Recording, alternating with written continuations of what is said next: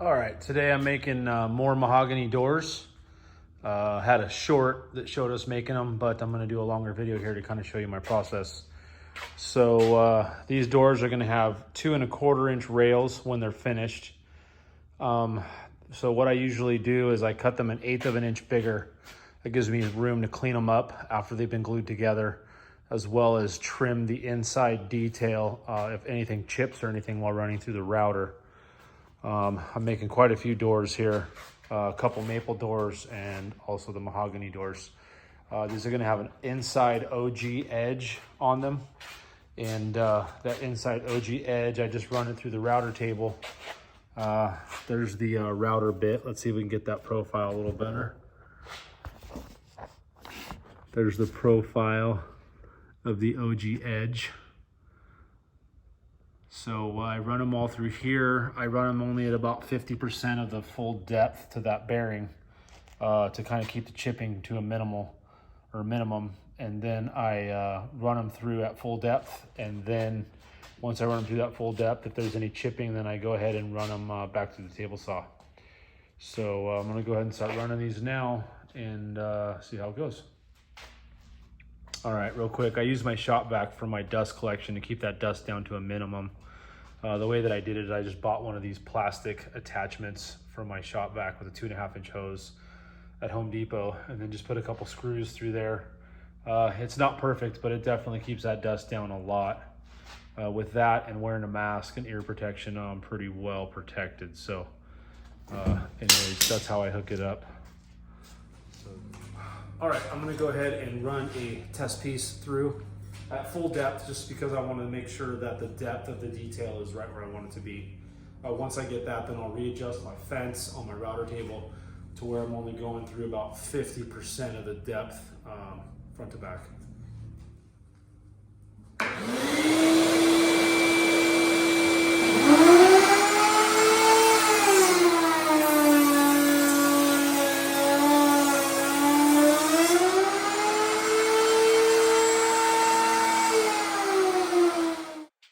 Okay, now that I have my detail where I wanted, there's the detail right there.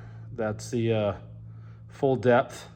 What I'm really concerned about is this top flat spot right on this edge right here, this edge. I'm worried about that flat spot so that when I run them through the wide belt sander, it won't make that area too small and take away from that detail. So I try to make it a little bigger than it needs to be for the finished product. About 3/32 is what I shoot for in my depth. And then if you notice all the chipping in the front edge, that chipping is just gonna happen because the way the bits, they naturally will chip the wood. Unfortunately, I don't have an auto feed, so I can't run backwards through this. So because of that chipping, I will run everything through the table saw and skim off like a 32nd or 16th of an inch before my final pass. That way I can get all that chipping cleaned up and then minimize the chipping. So now that I have my depth figured out and have it kind of set where I want it, now I'm going to go ahead and I adjust this fence. I pulled the fence forward so that I'm only about 50% deep on the cut. And when I say 50% deep, basically what I'm saying is this is the first pass that I have with that fence adjusted. If you notice, I'm only cutting 50% of the detail. It keeps the chipping to a minimum. It's less work on the router. So basically I'll run all these pieces at that 50% depth. Then once I get everything routed at that 50% depth, I'll go back to the full depth and then do a pass to get it like this. And then once I get it like this, then I will run it through the table saw and then do a final pass.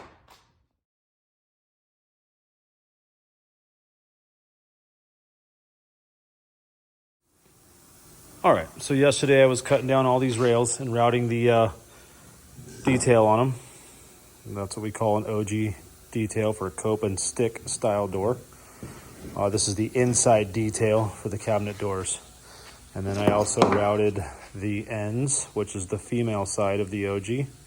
And the reason that we did that is so that they fit together nice, like that. And this is what it looks like expanded. So all these joints go together, but I will go through and do some touch-up sanding for those little burrs that are sticking out there. They all get them. I do a little touch-up sanding to clean that up before I put the glue in. And then I will glue it up. But before I glue these up, I have to get my center panels made.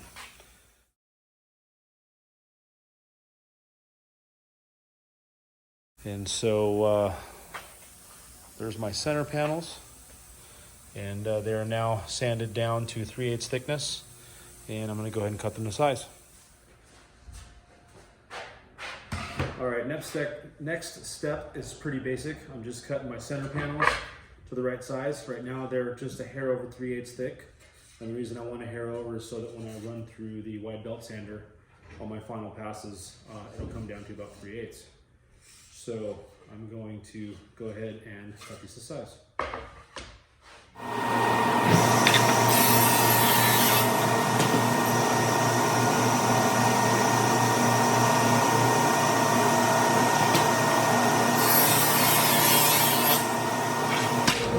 All right, now over to the chop saw.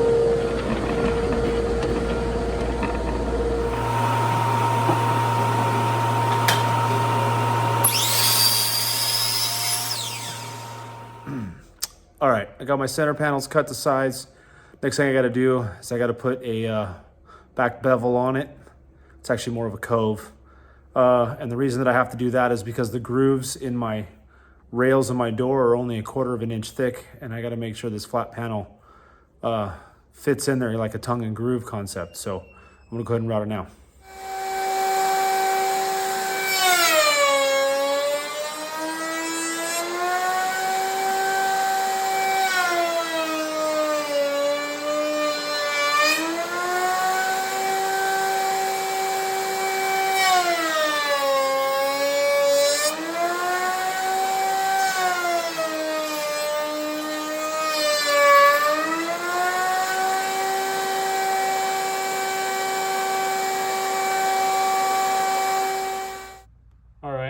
Here's the groove on the back of the door that we cut in our center panels, and that was in order to get it to taper down from 3/8 of an inch to a little under 1/4 of an inch so they could fit in the grooves of the rails of the door.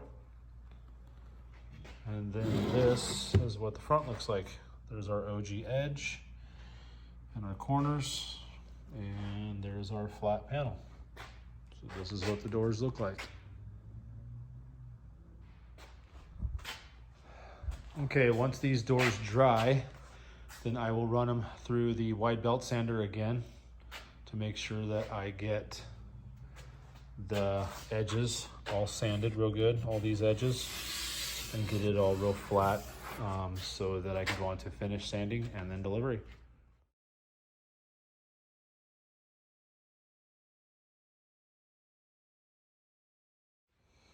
Okay, so for the glass doors, I'm cutting a rabbet out of the back so that my glass will fit in. And if you notice, the corners are round, so I use my multi-tool to square up that corner. And I use a rabbet bit with a bearing on it so that I have a 7/16 setback. That's 7/16 from the tip of the carbide to the bearing, so that it'll end up cutting out nice and flush. Right in this area. The reason I use 7/16 is because that's the depth of this bit from the bearing to the tip of the carbide. So I have to make sure that I match that so I don't have any funny grooves or anything in there. So my next step, I will cut a slot in here for the rubber gasket that we use to hold the glass in place. So this is what it looks like. It looks just like that. And so I'm gonna go ahead and cut that in there. And this is the bit that we use. Hope you guys aren't getting too dizzy. This is the bit that we use for the groove for the rubber gasket. And then I'll go ahead and cut that in there, and then I'll show you the rubber gasket.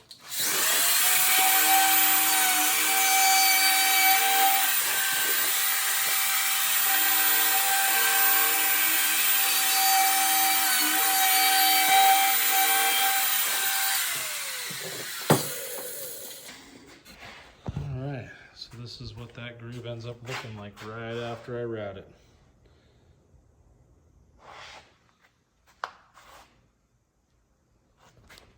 I'll show you why in just a second.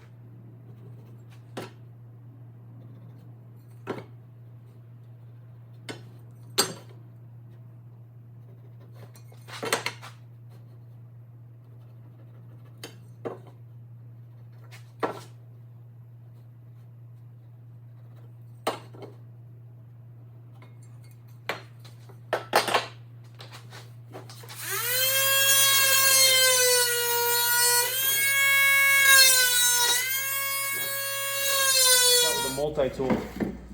Try to make sure that I stay away from my line a little bit, and then I'll go ahead with a piece of sandpaper on a block, and I will clean it up a bit so that it's nice and square.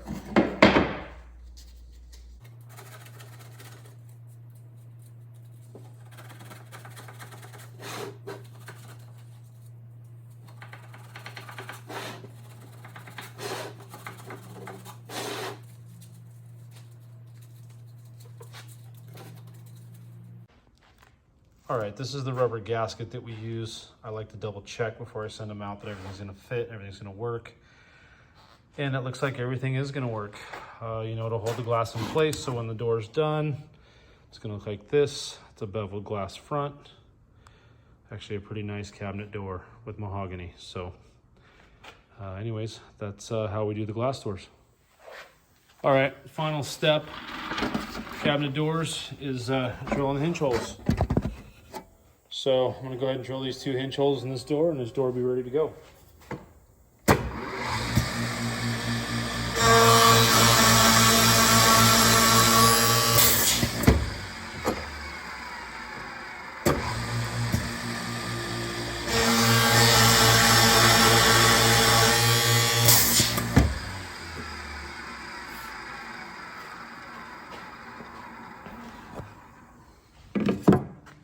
All right, that's what the hinge holes look like. These can also be done with the jigs that you buy at Home Depot or Rockler. Any of those do-it-yourself stores can give you a jig to be able to do this. I do the jig that has a little bit bigger holes here because I use the dowels on my hinges, or I use the Inserta hinges from Bloom. They're great hinges. The Insertas are great, they're time savers. So if you can use Insertas, it's definitely well worth it. Okay, so I've run all my doors through my sander, and then I trimmed everything to size. There's all my doors. I had one that chipped out on me, so I had to re-glue that, so that will be running through the sander again here soon. But I drilled all my hinge holes with my Bloom machine, and pretty much this is a door. This will be a glass door, ready to go. There's the OG detail on the front. It's just a square outside edge. And then here we go. You got the hinge holes. And then we got the rabbet out for the glass to fit in. And then we also have a small groove cut in the side. And that's to accept the rubber gasket that we use to hold the glass in place. So again, there's all my doors. There's really what a finished door looks like. There's a finished product. This is a cope and stick flat panel door with a solid wood center panel. And this is pretty much what it looks like. And there's the back side. And this is ready to go to a finisher. I am not doing the finish, so these will be sent off now. All right, so now that I got all my doors done, just want to say thanks for watching. Hopefully you pick something up. You know, with the right tools, it's not a difficult job. It's just time consuming with a lot of steps. But cabinet doors are well within reach for anybody. Just want to thank you for watching, and hopefully you click that subscribe button. Comment below if you have any more questions, or see a way I can make my videos better. Thanks again for watching.